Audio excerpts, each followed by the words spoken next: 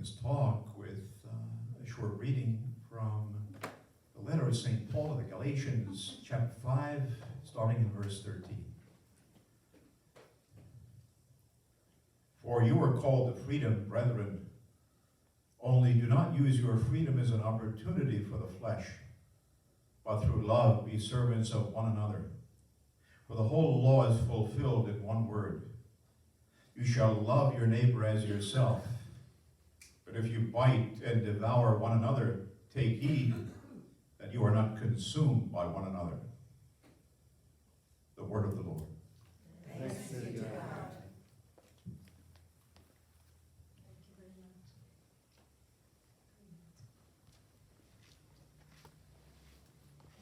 When I was studying in Rome at the university, the last year of theology, we had a beautiful course on exegesis of the New Testament, and especially the letters according to St. Paul. And the professor, Romano Penna, is an expert of St. Paul, very well known all over actually not only in Italy, but internationally. And he had a passion for St. Paul that he was able to communicate to us. And something that I never noticed, everyone would look at that, but I didn't notice that very well, that actually 13 books out of 27 of the New Testament are attributed to St. Paul, or at least to his school. And it is incredible what he was able to accomplish, St. Paul, and the transformation that the Lord permitted in his life, and the zeal that he had. And we were studying, and one of the students of his that was in my class became his successor, the successor of Romano Penna, our professor. And I read, because we are in a good friendship with this priest that actually now is Monsignor Giuseppe Pulcinelli, we have been friends for many, many years. So he asked me to read many of his things and publications. So I really enjoyed to learn more about St. Paul. And actually our founder, that founded the Apostles of the Interior Life, always looked at St. Paul. Because even if we are looking first at Jesus, that is actually the spirituality of our community, is the priestly spirituality, looking at Jesus as the priest, as the bridge between man and God, and that is what we are called to be, bridges. At the same time, he really had a devotion for St. Paul. And I think that nobody cannot have it, because St. Paul is contagious. His zeal is incredible. So I would like to look at what is really the nucleus, the core of the Gospel of St. John, of St. Paul. What is the good news that he wants to give to all of us through his writing?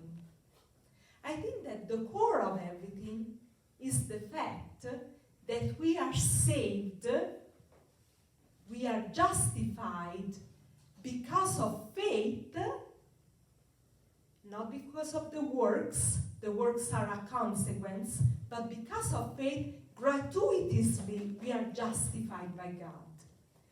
God justified us, this is what St. Paul says in his letters, he justifies the unrighteous. When we were still sinners, he justified us. So it's not because we were good and we were following all the commandments, so now we are made just. No, we were not good. And still he looked at us, at our misery, and he loved us so deeply that he transformed us. And now, because we received this goodness for free, then we are able to give it to others. And we are able to do good works. Actually, we have to be honest. Are you able to do good during a day? Are you looking only at your sins? Or are you looking also at the good things that you are able to do?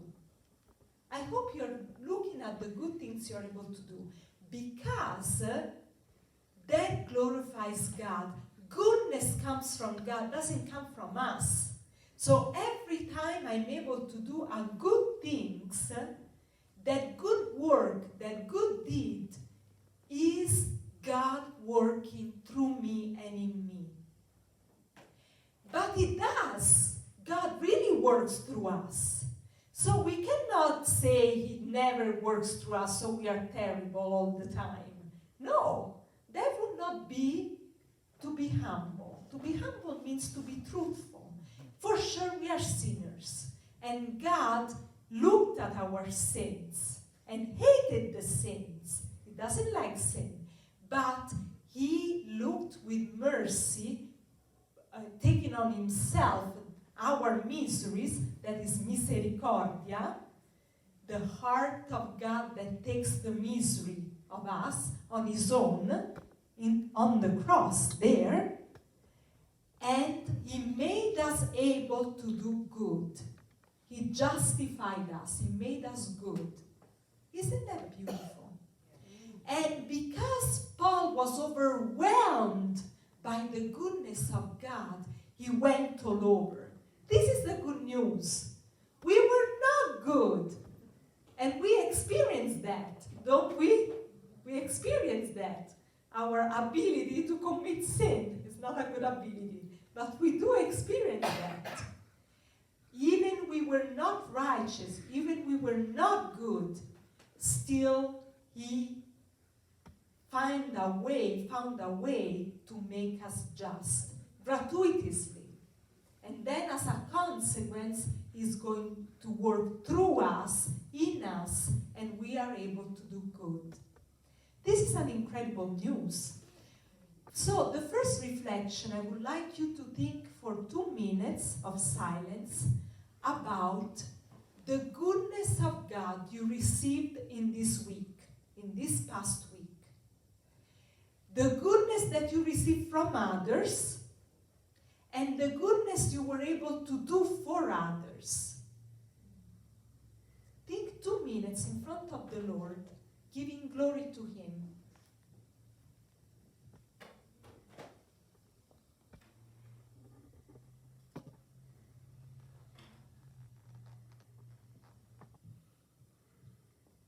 So, we are set free. We are called to freedom. And the passage from Galatians that Father Bill just read for us is very beautiful, because it tells us what is this freedom for. So we are set free from sin and death. But what is the goal of this freedom? For you were called to freedom, brethren. Only do not use your freedom as an opportunity for the flesh, but through love be servants of one another. So what is the freedom for? Service. Love is service. Love is service. Who is the person that serves? Whoever is up or down? Under, right? Under. So, we are called to be under. Humility. And we always want to be up, right? So, under. Sometimes we complain. People don't respect me. People don't consult me. People don't, I try to do good, and then what do I obtain? As if we are obtaining something, we want to obtain something from others. But this is not what we are called to be. We are called to be servants. Servants under.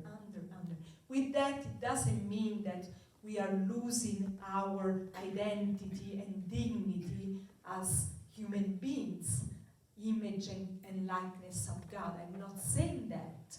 But at the same time, we are really called to serve others. If we had this this mindset, I think that many times we would get along with people much better. Because we would not demand. Many times we demand too much from others. And so that's the reason why we fight. Because who is the best? Who is the needs to be respected more? Who is, and that is what implies a lot of problems. But under, this is what we want to ask the Lord. Lord, help me to be like you, under, in service. And I think that it is beautiful to think that we can really love, and that love is the one that it becomes contagious. Because when you serve, it costs, right? But people see that they are worthwhile because we really go under a lot of difficulties. Look at St. Paul again. What did he do in order to serve? Second letter to the Corinthians, chapter 11, verse 24 to 28. 5 times I received 40 lashes minus 1 for the Jews, from the Jews. 3 times I was beaten with rods. Once I was stoned. 3 times I was shipwrecked. I spent a day and a night at sea, innumerable trips, dangers from pagans, dangers in the city, dangers in the desert, dangers on the sea, dangers from false brethren, work and toil, countless vigils, hunger and thirst, frequent fast, cold and nakedness, and besides all this, my daily struggle, worry for all the churches. Wow. He went through a lot, right? So, to serve cost, to love cost. But there is a special grace. I'm sure that Paul had that grace. The reason why he went through all of this is because, like we said before, he was overwhelmed by the goodness of God. We did that little exercise, thinking about last week, how the Lord really showed his goodness to me.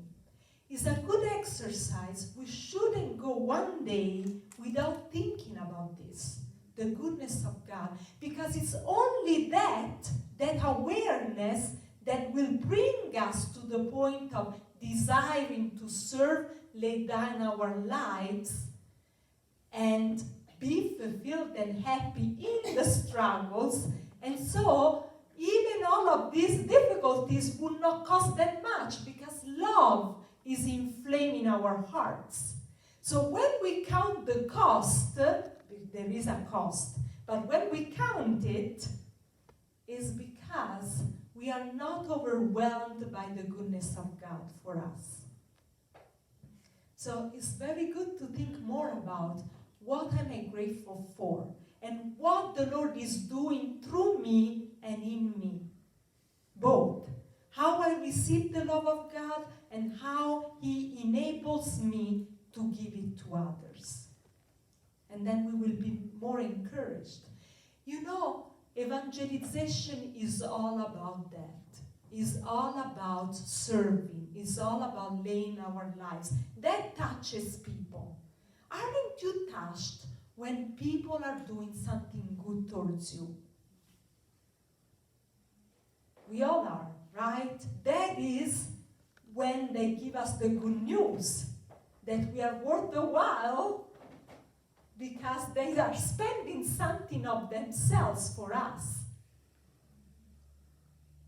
And so we want to do the same for others. Help them to see that they are valuable, they are lovable. That is the good news. That is the good news. So not always we need to speak in words, even if many times we also need to do that. I'm not talking about having a private faith, because that is not good.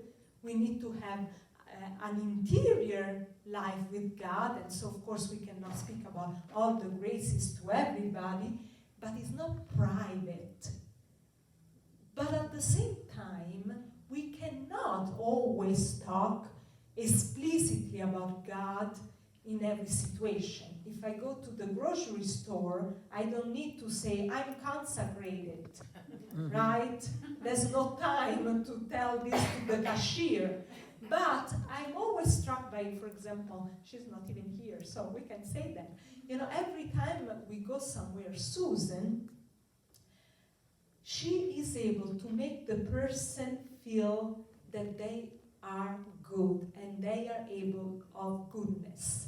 You know, if we go to the grocery store, she says, oh, thank you for your beautiful work for us. Thank you for taking the time. Thank you for your patience. Thank you for this and that. Yesterday we were in pizzeria. Good stuff. I love pizza.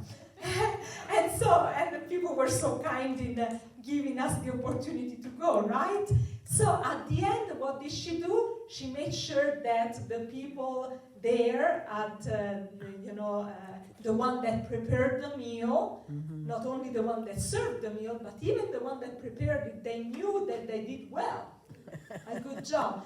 That is the good news. You are able of doing good. You are able of doing something that comes from God. You will not say necessarily to everybody, you know, God is with you, God is not with you.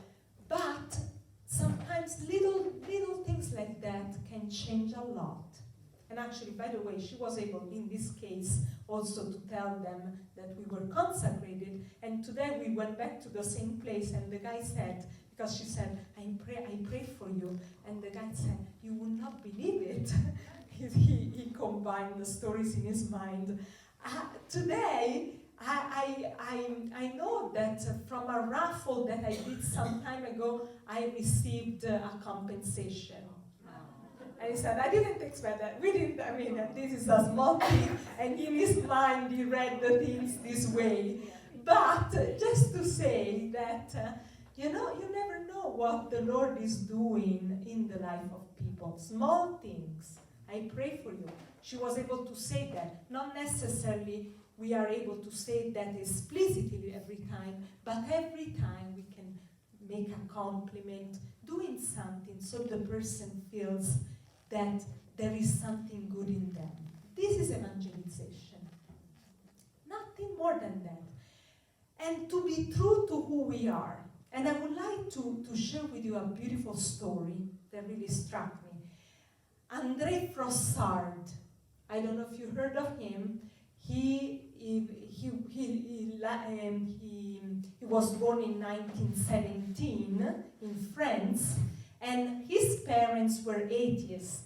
Actually, his father is a journalist, this André Frossard. His father was one of the fathers of the Communist Party in France. And so he was brought up as an atheist. At the age of 17, for his birthday, his father gave him a little bit of money, some money that he had never had before, that amount of money. So he thought, now I'm getting older, I'm like a man, I want to experience to be a man. So he thought about, this is how in his mind thought that man should be a man, unfortunately, he thought about spending this money on a prostitute. So he went in a place, in a neighborhood where that is famous for that. And he went with the subway, and when he got off from the subway, he saw a beggar. And he tried to avoid the beggar, and he kept going, but the beggar started crying out. Come here, young man, come here, young man. I'm hungry, come here. And he tried to avoid him, but he couldn't. So he went back to the beggar, and he had the idea, the crazy idea, and the idea inspired from God, to look at the beggar in the eye. And he felt as if the beggar was reading his mind and his heart. And he was ashamed. And he decided to give the whole amount of money to this beggar. An act of charity too, right? 5 years later, 1937, he was with a friendship. He was with a friend. And this friend was very different from him. He was a Catholic young man. And his friend was true to himself. He saw a church. He knew that his friend wasn't a believer, but he said to him, "Look, I know that you don't want to enter. Do you mind if I do pay a visit to God there?" And so the friend said, okay, André Frossard said, okay, you can go, but do not be long though. So this friend of his entered the church. 5 minutes went by, 10 minutes went by, he wasn't coming out. So André Frossard were sick and tired of waiting, so he decided to enter the church. And actually he couldn't even see the friend because the friend was in the dark in a corner, but he saw the Blessed Sacrament on the altar. And he didn't have any clue who was there. He wasn't brought up with any faith. But there was something there that struck him, and it was God, an inspiration from God. And that inspiration from God told him inside the interior life. There is another life. He never thought about that. And right away he said in his heart, I believe. And then he was surrounded by other believers. There were these nuns actually in that particular church that are the nuns for the adoration in reparation for the horror of the French Revolution. So he saw these nuns, he was so struck by them, and he said, I'm not the only one to believe. I belong to a body, you know. What Paul says he had this intuition about. And so he said, I want to become Catholic right away. I want to belong to this body. Right? And he went through the process and he became Catholic. Years went by, and actually he thought about buying a tomb for himself too, you know, with years. And he looked around, and the tomb that he wanted to buy was actually nearby these nuns. Isn't that something? So the Lord has a sense of humor in everything. How you rest here on earth, he wanted him to rest, you know. So what I want to say with this story, friendship. Many times God is at work in the life of others, even when they are still atheists, not believers, whatever. But that gesture 5 years before prepared the way, prepared the heart, because he was able to do good. He was able to do, for whatever reason, but still he was able to do an act of charity that prepared his heart for the meeting with God. And the meeting happened because of this friend being true to his faith. He didn't preach to him, he just did what he wanted to do, not being shameful of being a believer. And so many times it's enough that for people to change their hearts, because it's God that changed the heart, it's not us. But our witness in small manners is going to help. So we want to ask the Lord the ability to be friends to others. As a conclusion, I would like everyone to receive a sheet of paper. And did you receive that? Or you are going to receive it very soon. And I would like you to fold the paper in two while you receive it, this way. And so the paper in itself has 4 parts, right? 1, 2, and then on the other side, 1 and 2. So, in the first part of the paper, I would like you in front of Jesus to write down, I give you some moments, to write down the names of your immediate family and the family. So even, I don't know, some have very big families, some smaller families, so you have the time also to write the not immediate family in that case. So write down the names of your family members. On the first part, so you have the sheet. First part is this one, the top. The top when you fold it. On this top, you can write down the name of your family members.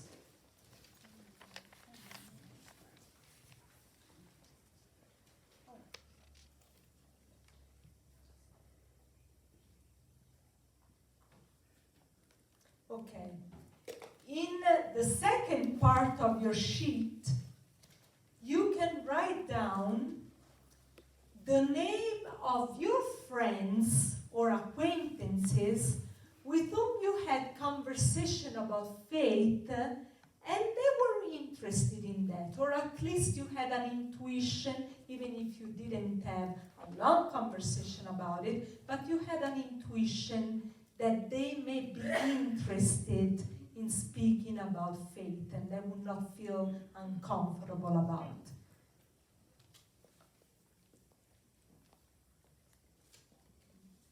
Not necessarily Catholic faith, but faith. Okay? In the other part, on the top, turn your paper. In the other part, you may instead write down the names of people that you know that probably would not be that comfortable to talk about faith, your friends or neighbors. Or family, whatever it is the case. Okay.